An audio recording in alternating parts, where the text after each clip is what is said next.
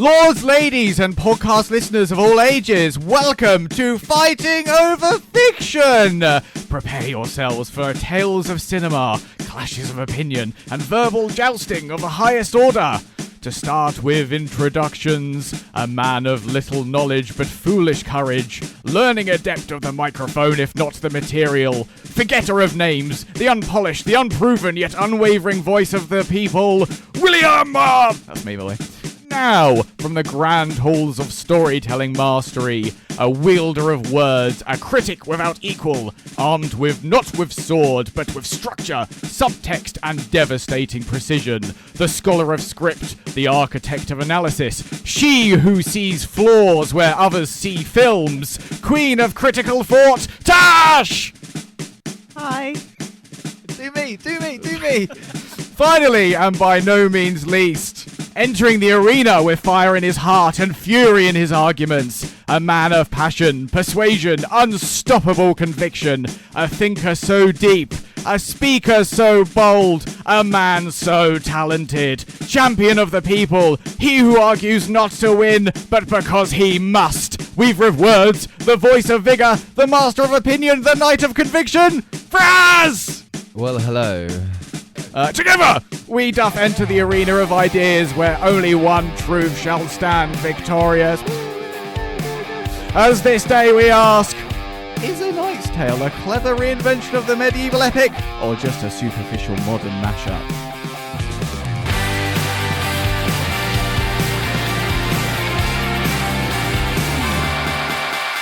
Finish her! Well, that was something. That was amazing. I loved that so much. You're gonna have to do that for every episode now. What kind of themed intro? No pressure. Oh, I don't know if I can do that every time. There aren't enough adjectives and superlatives in the world. I did have great fun last night doing that. I don't think I could do that again. I could just heard him giggling from the kitchen. I was like, what are you doing? He's like, oh, preparing something for the podcast tomorrow. It was the line I used on you, and I thought, oh, she might not like me for that, but I did really enjoy it. What was that one? Where others see flaws. Where she sees flaws, others see films. Yeah, no, I like that. The queen of critical thought. Yeah, wonderful. Yeah, I mean, I've got to live up to that now. You do realise you absolutely do. Well, you do on a daily basis. I find you constantly criticising. Oh,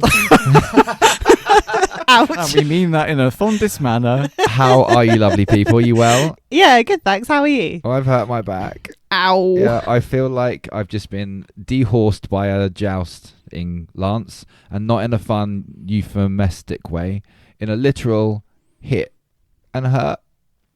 Ouch. I know, but it's okay. I don't need my back to watch movies. Actually, I think watching movies is what hurt my back in the first place. Right, A Knight's Tale.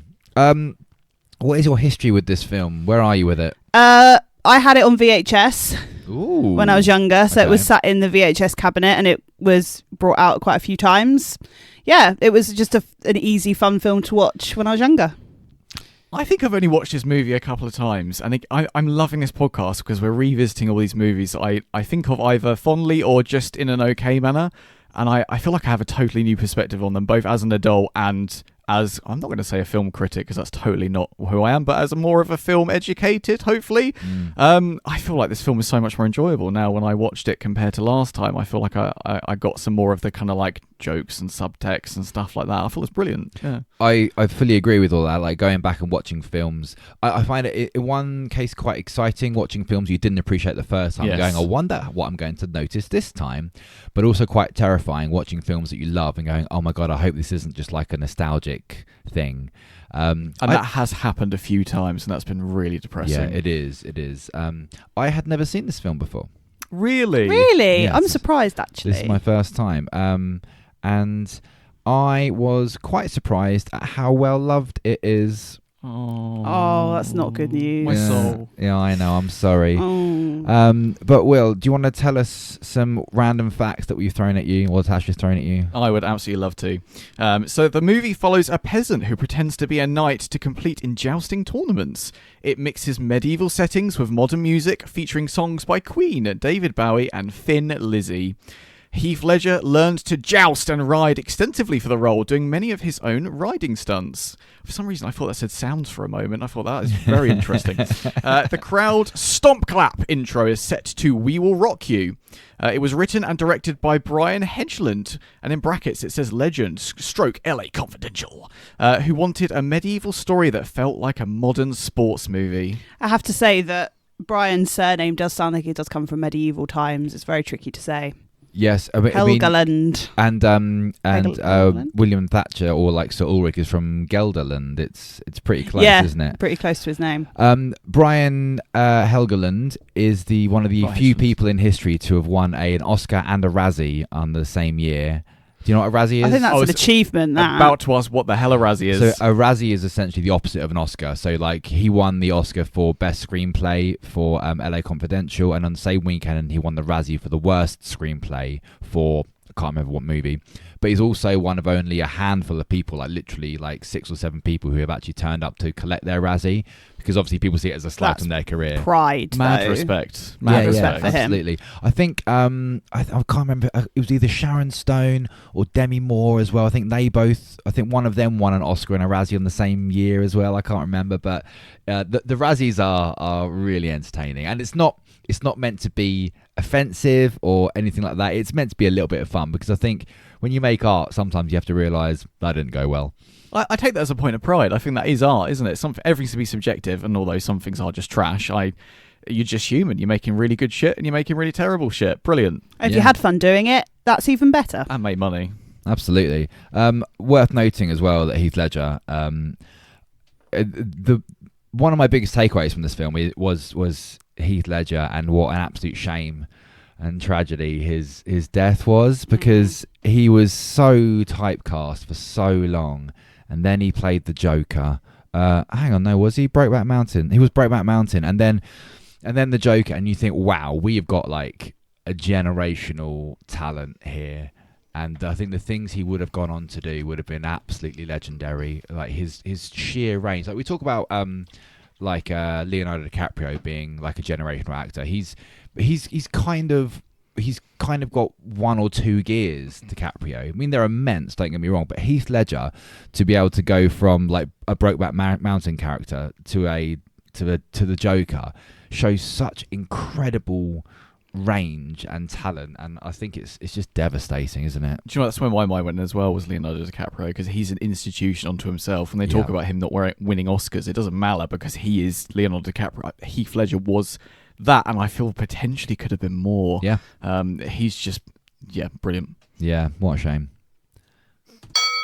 So how effectively does the film blend medieval setting with modern elements? So this is one of the big things going into this film, that you're told it's like there's like rock music playing over medieval jousting, and it either it helps you submerge into the story or it takes you right out of it. But I have this thing about the past, about how like we don't know what history was like. We really have no idea. Like especially these kinds of times, we don't even know how long they lasted for. There's like theories out there where we are actually like 200 years later or earlier, because they wrote the histories wrong. There was a handful of people recording history, and they were like either monks or kings. So for all we know, this movie, like they actually had like electric guitars and Marshall amps, and for all we know, the highborn ladies did look like they came out of a 90s hair salon with highlights and spiked hair. So I really enjoyed it. I really like when they put so-called modern things into old-timey stories. They do it in what's that awful TV show? They do it in Bridgerton really nicely. Tarantino does it really well as well, obviously, like he plays with music a lot. All music in every single film doesn't fit the time period. Like if they had like a stereotypical epic orchestra in the back with like a John Williams score, they didn't have those in medieval times either. If you're making a film that far back, you're talking a lute. Do you know what I mean? So I really liked it. The only thing I didn't like was some of the modern dialogue in the film. That's what really took me out of it. There were some beautiful like poetic long form prose, and I found that all really interesting and quite gripping. And then every now and again, it just felt like a lazy lad movie, and I liked their lad relationship, and I liked the way that they spoke to each other, not in old timey tongue the whole time, but every now and again, it's like, nah, guys, come on, try harder. That was plopped in. What did you think, Tash? I did quite like the modern versus old timey. I think the film doesn't pretend to be realistic, which I did like. I think at one point, Will, when we were watching it to start with, you went, "Oh, those costumes are awful." That was one of the first things you said on like the first scene where we meet our characters. It deliberately throws that style in your face of like, we're not pretending that this is realistic. We're not pretending that this is history per se. We're just here to have a good time and tell a story. Yeah, it's a fantasy movie, isn't it? It's yeah, fantasy, yeah. Which I really enjoyed that. I will say, however, I did find the music and some of the dialogue completely broke the immersion. Really? And I did come out quite a few times and thought, that's a shame, because it was doing so well, and then it would just click to something else, and I'd go, oh, okay, bit of a shame there. And I do think we could have used some of the loop music in there just to, because I think I find loop music quite comedic in some way. So I think there was an opportunity to use more what you could call traditional music to enhance what was going on screen with the action. I mean, there was like some looty bits in there. Yeah, I feel like there could have been more. Fair enough. See, I really like it when they use like proper songs in films. Yeah. Like, songs are so good. There are certain songs which have this like film epic feel to them. Like, I hear a song sometimes, I think You Belong, like with an epic video on like a big screen. Like, that's why they used to make music videos that cost millions and millions of pounds, you know. And I think they should use more massive songs in films, and I think people should fucking get over themselves. Sorry, not necessarily you, Tash, but people get really high and mighty about it. Like when Mission Impossible 3 came out, and it was during this whole like new metal revolution, and Limp Bizkit did the soundtrack. Yeah, that is one of the best songs ever recorded, Limp Bizkit's version of Mission Impossible. But everyone went, "Oh god, like it was heavy guitars," and it's like, but it's so good. It adds so much like depth and emotion, and like if you've got John Williams, great. Yeah. If you've got Hans Zimmer, great. But if you don't have that, there are so many fantastic artists out there that can make great music. It reminds me actually of James Bond. Every James Bond, they feature a song. And you can all tell they're James Bond songs, right? But there's all the different artists. You've got Billie Eilish, Adele, Chris Cornell, recently. But then you had like recently-ish. Then was it Shirley Bassey did one? So you've got all these different artists. They're all the best part of the movie as well. A lot of the time, it's the best part of the movie. But that's another podcast. I'd really like to look into music in film actually, and how it's used, because we always talk about Tarantino and how well he uses music in film, and he does, like Django Unchained, for example, is the music doesn't set the tone, doesn't fit the time periods in that film, and we also talk about how well Tarantino does with that. So is it the fact that they use modern music in this movie, or just was it the song choice, do you think? Like Queen and Thin Lizzy are very on the nose. Yes, it's like when they arrive back in London, the boys are back in town. It was a bit like yeah, so I do potentially think it was the song choice rather than the type of music. It seems a bit Holmes under the hammer for the music choice, doesn't it? Definitely. The thing is, maybe at the time though, a lot of people may not have heard those songs, which sounds wild because we're talking about like two massive songs, but we're also talking about a time before Spotify. Like, we're talking about a time before any kind of like, before most internet. You know, the only way you were getting music was through like 3 or 4 music channels on, if you had Sky, or you'd have to pop down and listen to it in a booth in a record store. Exactly, and no one was going down and listening to Thin Lizzy and HMV. I guarantee you that. So yeah, that's interesting. Maybe I'll rescore this movie for you with some better songs. That actually is a good idea. I enjoy that. You're a fan of this film.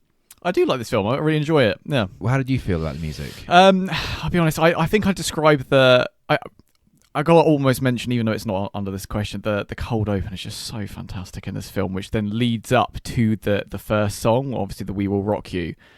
And I feel like it was almost like your first glass of whiskey, where you have your first sip and you go, oh God, I'm really not sure I like this. This is not quite settling with me. And you kind of go, he's a bit moreish though. I might have another sip.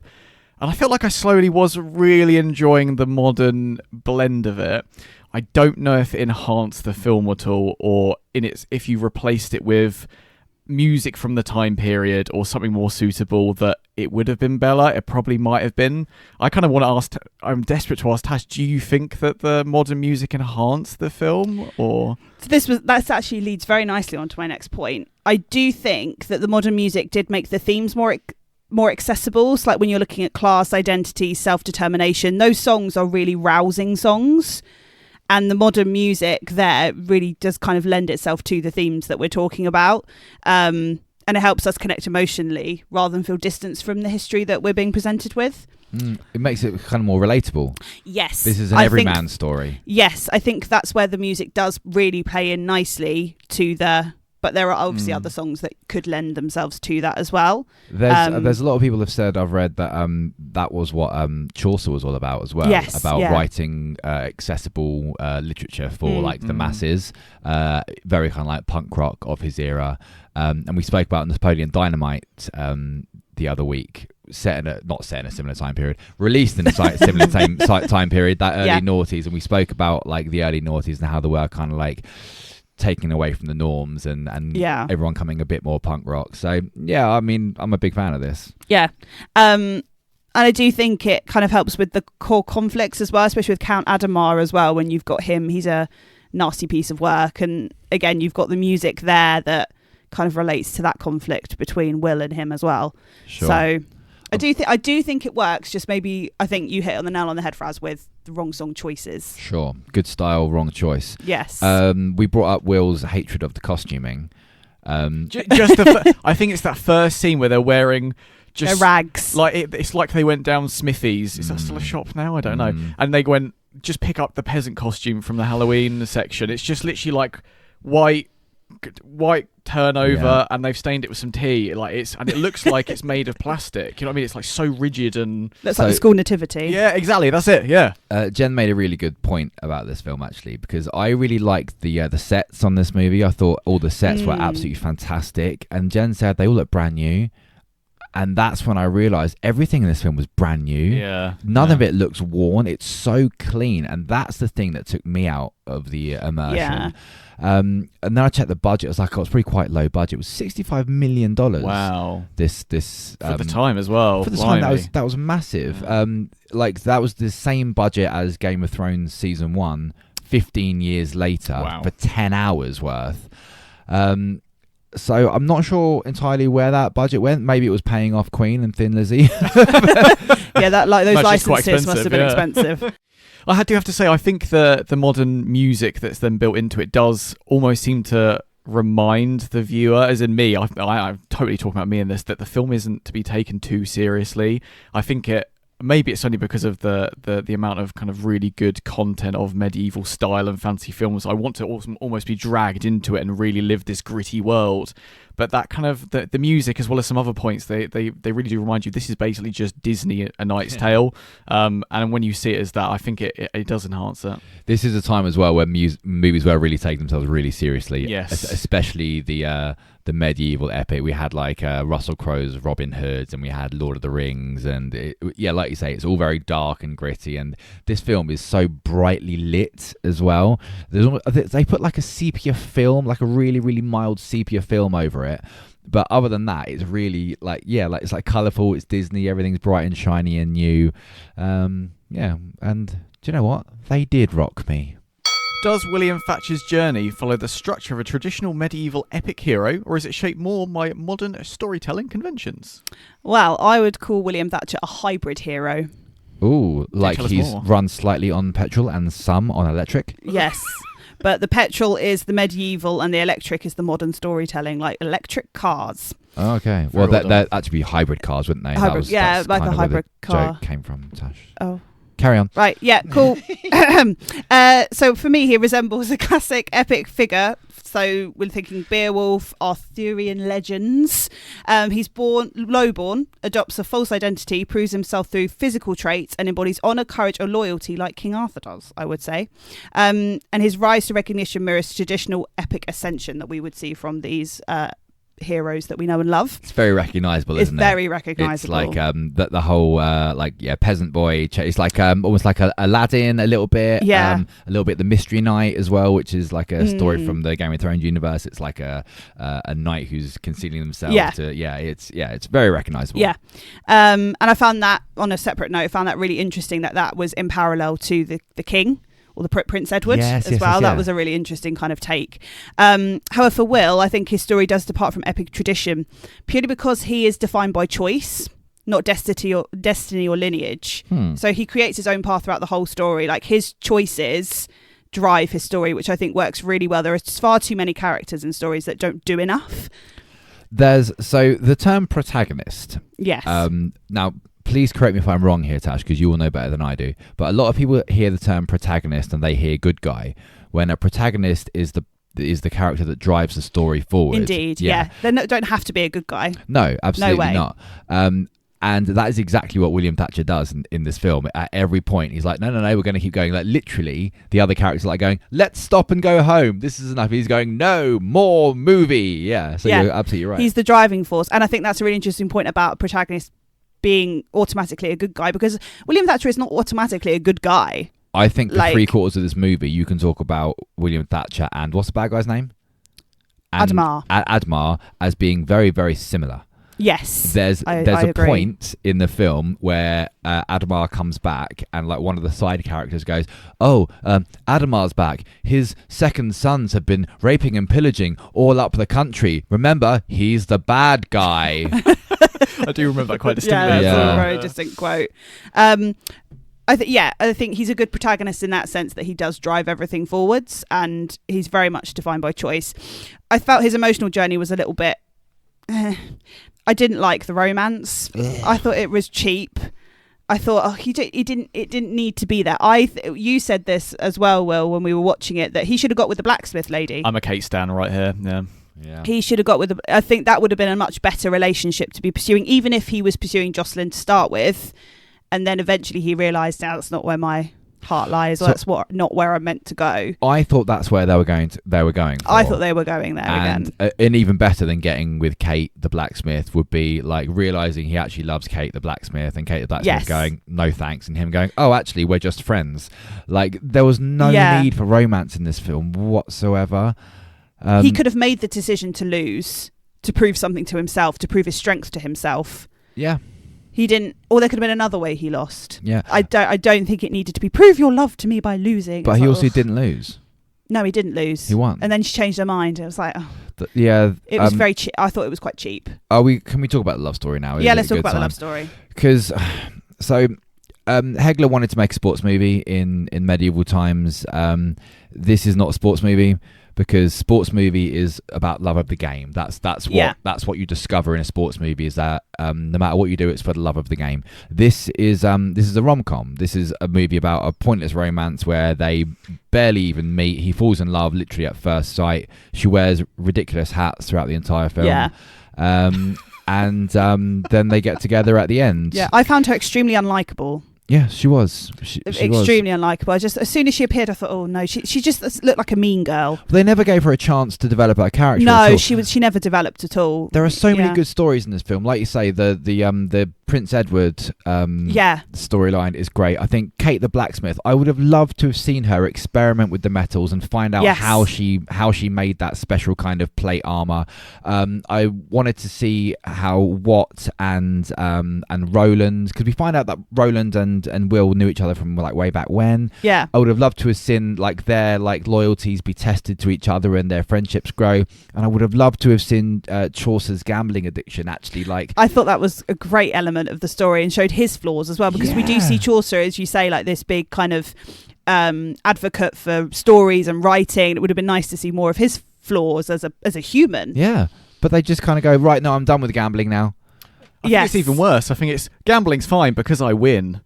It's fine to gamble as long as you win. Yeah, and then he just chooses to not be addicted to gambling anymore, which is like not only a bad sort of like character development point, but a really bad kind of like social commentary. And also, I think William's dad lost a lot of. He appeared way too late in the movie for me. There was very strange, like when he went home and it was like, there's this man, you might remember him, but he probably died long ago. And it's like, you've just said you've been gone for 12 years, and when your dad left you 12 years ago, he was absolutely fine. And then, why would he be dead now? And then, what do you 12 know? years later, he's like this frail, blind old man. It's like, what happened to you, dude? Yeah, there are so many good stories in this film, and instead they just do this weird, like there's a 10-minute montage of them writing a letter. And it just, the way she was crying, I just thought, oh God, like no. I thought she was taking that letter in and going, this is ridiculous. And I thought that was going to be the moment where the love breaks and they realise that they're not really in love with each other. But the opposite thing happens. Yeah. It just felt really and again, I know I've said this film is deliberately unrealistic. It felt very unrealistic to me. It's that whole thing about suspension of disbelief, isn't it? Like, I can believe that Queen is playing in the background, and I can believe that Lady Blacksmith exists in medieval time, and I can believe that she finds a special metal, and I can believe all of these kinds of things. But when you ask me to believe that someone would genuinely fall in love with someone at first sight, it's just not going to happen. You want to show me that development of that relationship after the first sighting? Great, yep, I'm all in. Show me how they fall in love. There was no development. There was no development whatsoever. It did feel like, again, it's just Disney movie. It follows a bit of a, and I'm talking about old style Disney movie. It follows just kind of the same bland. And again, it's someone who loves a movie. It's a bland template of hero falls in love, underdog falls in love with princess, gets a princess, wins the heart, and then the end. It's a lot like Aladdin, but Aladdin is a far superior movie. Fair. Yeah, that's a fair point. So would you say if this exact story was set in the modern day, do you think it would still have been successful, or would it have felt generic? I think this exact story has been set in the modern day 100 times over. This is not. It's just like you say, it's a rom-com. Yeah, it that is. We've seen many times before. He set out to make a sports movie in medieval time, which to me sounds brilliant. That sounds great. I love a sports movie, and it's just a rom-com.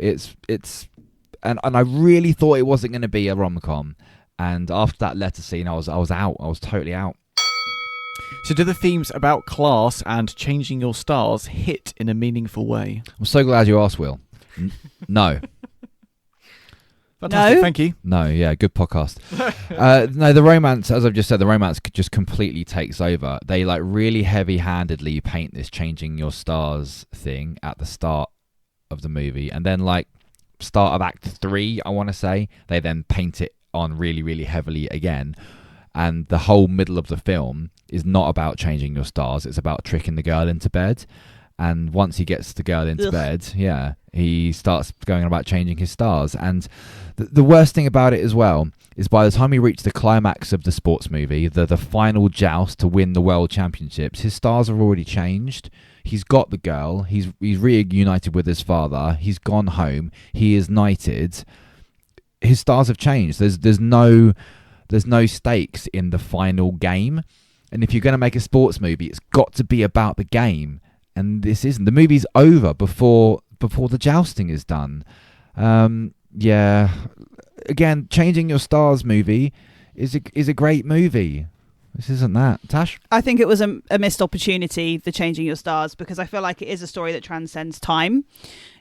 Throughout all of history, people have been trying to better themselves, no matter where they come from, and it's about the choices we make rather than the circumstances that we're kind of put into. So I do think the idea of it is... You just reminded me, a great Changing Your Stars movie is The Greatest Showman. Yeah. Have you seen The Greatest Showman? Oh, it's so good. And there's literally a song in there called Rewrite Your Stars. Yeah, Rewrite the Stars. And yeah, sorry, Tash.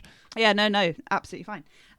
So I think that it does work with the idea of social mobility because it is central to William's story. He challenges the rigid class system. He makes his message clear that identity isn't fixed by birth. So I do think this works with the Changing Your Stars element. It was just a completely missed opportunity. And as you said, I do think the romance completely took over there. It's not explored deeply enough. I think it simplifies it too much. I think it takes the idea of it and then just simplifies it to pretty much nothing. So then it kind of just disintegrates. Well, it sets it up, doesn't it? Yeah, it sets it up and then it pays goes it nowhere. off at the end, but it doesn't actually. There's no middle bit. There's no middle to No, this there's no story. struggle. There's no real struggle there. Yeah. In the sense of changing your stars. That's nothing to do with getting the girl. What I found again about like the no struggle thing is like sports movie. The training montage is far too early in this film. Like the training montage is meant to come after like many losses, and then they realize that they actually need to need to train on, they need a better blacksmith, or they need to do something. But they literally go, let's be a knight, and then they spend like 10 minutes in the training, forest, and then suddenly he's an amazing jouster. Yeah, like the best in the world. Even though he says he's been training sporadically with their old master, still not going to be enough. No, and the reason that all happens is because of the romance. It's because it's all replaced by this romance, and it's just ruins it. So would you say that it ignores how rigid the class system was at the time? Because as you said, it seems to kind of, it makes it seem like it was so horrendously impossible to obviously raise up your ranks. And then it always seems to be forgotten about. Obviously, when the romance then kicks in, it's just like, oh, it's all right. The king likes you because you knocked him off his horse once, so it's all good. But yeah, I do think, again, as we were saying earlier, I think the Prince Edward story is massively underused as well. I think that could have been a good running theme throughout, where Will and him kind of garner a relationship themselves through meeting at the jousts, and even if the prince is spectating and not taking part, like there is an opportunity there to really build a relationship. And then when it gets to that end scene in the stocks, when the prince does come back and say, oh, enough, he's a knight of heart because of his heart and his courage, that would have landed so much better if there'd have been more behind that. But there's not enough behind it for it to work, I think. Yeah, I loved the reveal that he was like the king in waiting. It was just a real shame that there wasn't more development. It was like they wrote down the idea and then just said the idea, and they didn't write the story behind the idea. They should have replaced the romance with a bond between Edward and William. It reminds me almost if the three of us wrote one film together, and then you were trying to write a rom-com, I was trying to write a Changing Your Star film, and you were trying to write a sports movie, and then we were all just adding separate paragraphs in there, not really seeing what each other was writing. It did seem to just kind of jerk in different topical directions, and then it seems to... That is what happens as well when you have a writer, director, producer, because Brian was in charge of it all, and there's less... Again, he probably did have accountability, because obviously it was $65 million going into that, of course, but there's less accountability there if you're in charge of all of those areas. You almost get carried away. Yeah, there is the chance to get carried away here. Not to say I bloody love this movie. Oh, yeah, totally. I do. For what it is, I like it for what it is. It is by no means a work of art. It's not a masterpiece, but I love it for what it is. It was also very successful. Yeah. Like it made $115 million, so it was wildly successful. I liked your point, Will, about if the three of us were making three different movies. That you're exactly right. This is like a 3-act film, but 3 separate. Like I wrote Act 1 for my sports movie, then Tash wrote the rom-com for Act 2, and then you wrote the Changing of Stars in Act 3. It's So do the film's various tones add to its originality? Tash, you go. You just said that you love this movie, so and I do love this movie. We've just kind of panned it slightly. So you go. I do think it adds to its originality. Do I think that makes it amazing? No. It's interesting. So when I looked up on IMDb and Wikipedia, it's cited as a medieval action comedy film. So our point that we've just made about it being a bit confused is kind of cited on these websites. I do think that fits the bill, to be honest, though. I think you've got the action, you've got the anticipation of the joust, you've got the sword contests as well, the medieval setting, and then you've got the humour as well. I do think it creates a strong sense of originality with all of those elements in it. And it's playful, it's fun, it doesn't take itself too seriously. However, I think it's just very inconsistent. The comedy undercuts the sincere drama that we see and the emotional weight from that drama. And it kind of just falls a bit flat. I will say that I will forgive a lot of films their flaws when they try and do something a bit different, and this is a very original film. I say it's a story you've heard 100 times before, being the rom-com, and sports movie be sports movie, but they really have tried to do something original here. And I think that is done through the tone. Like I say, they have the kind of like the traditional long form dialogue, and then they have the more casual dialogue. I think some of that didn't land, but the way that they mix the two is a unique idea. The music, some of the styling being very, very 90s.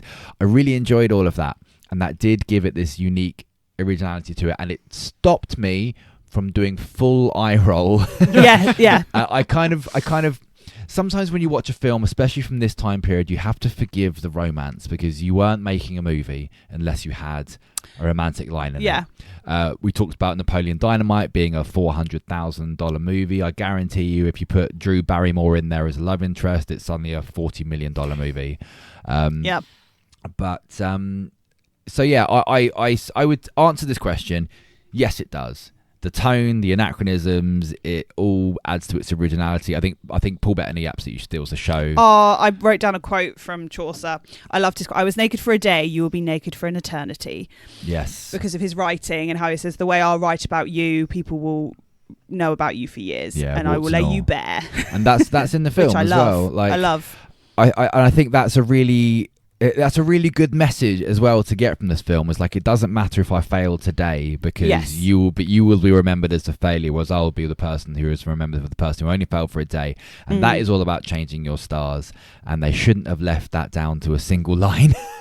No, they shouldn't have done, and they shouldn't have left it down to depending it on a romance, but hey ho. What do you think, Will? I'm going to give a curveball answer. Ooh. Do I think the film's tone adds to its originality? No. Oh. And because I think the entire film's originality is the various tones. It's a bit of a crap kind of play on it, but if it didn't have those tones, I don't think it would be an enjoyable movie at all. I think it is carried entirely by its tones, and that's why it's a fantastic movie. I think, to kind of summarize it, I just call it as charming, and I think that's what, when I watch the movie, I just think what a kind of easygoing, charming movie to watch. It's kind of, I don't want to insult it by describing that, but it's just McDonald's. It's unoffensive, it's easy to digest, it's funny, it's interesting, it's got the kind of classic tropes in it that, you know, we find entertaining whether we like it or not. It's just brilliant. McDonald's is important. Like, I like that you described it as McDonald's, because I use that analogy quite a lot about a lot of art. It doesn't have to be complicated, it doesn't have to be long form, it doesn't have to be fine dining. It can just be really, really palatable and really, really nice. And there's 100% places for these movies. You like we say, you need them. Not every film can be an epic 3-hour long complicated story. No, it's like a done once. Knight's Tale have done it. They've taken that place in the market's the wrong word, but they've done that original piece, and no other film can now come along and do the same thing, because it will just be such a copy. It's like, it's been done, great, it was fantastic, and then move on. Ladies and gentlemen, you have heard arguments from all corners. You have heard, you have listened, you may have not understood, but here you are, here for the ready and final question. Is A Knight's Tale a clever reinvention of the medieval epic, or just a superficial modern mashup? Tash. Right, it is a reinvention. It's not clever. Oh, okay. But I do love this film still. A superficial modern mashup. I'm going to have to say it's a superficial modern mashup. It would have been a clever reinvention of a medieval epic if they didn't have all that rom-com in it. Yeah. And like, we literally just described this as being like 1-act sports movie, 1-act rom-com, and 1-act changing your stars movie. And that to me sounds like a superficial modern mashup. Sorry, guys. Will? I'm going to say no to both. It's not a clever reinvention of the medieval epic, and it's not a superficial modern mashup. I think it's just McDonald's. Fair. So, we didn't do What Are You Watching this week at the start, did we? Oh, no, we didn't actually, did we? What are you watching this week? What are you going to be watching this week? Well, I've started Back to the Future, rewatching Back to the Future. And what's he done? He's just gone to high school, Marty McFly. Oh, so good. Bam, bam, bam, bam, bam, bam, bam, bam. Sorry, I'm watching, or I just finished watching Class of '07, which is a Amazon Prime original. Might not be original. It's on Amazon Prime, and it's about an Australian high school reunion that is caught in the middle of an apocalyptic flood. Oh, okay. So it's essentially these like 30-something women from like a Catholic girls' school having to survive alone on like an island back at school. It starts off as a silly drama, silly comedy. It becomes quite dramatic, and like I say, it's got a lot of flaws, but it is a very, very original show. Yeah, it reminds me of that. Isn't there a similar TV series where it's like a girls' like football team crash lands or something called Fireflies, something like that? I think you'll think about the Nathan Fillion fantasy. I just got the name wrong. I'll think of the name afterwards and get really annoyed. What I am watching, I've just been watching a lot of soul food the last week, and I'll probably carry on. I'm absolutely desperate to try and watch something new and fit in the time. I still haven't watched Devil's Advocate. I still need to watch Sixth Sense and find out what the ending is. I haven't had that spoiled for me still. Oh my god! I'm keeping my lips sealed. So I need to really start working my way through the watch list, and I've seen so many good things about Shrinking. I'm desperate to start watching that. Oh, Shrinking is so good. No, that is a good series. All right, get to it. See you later. Bye. Bye.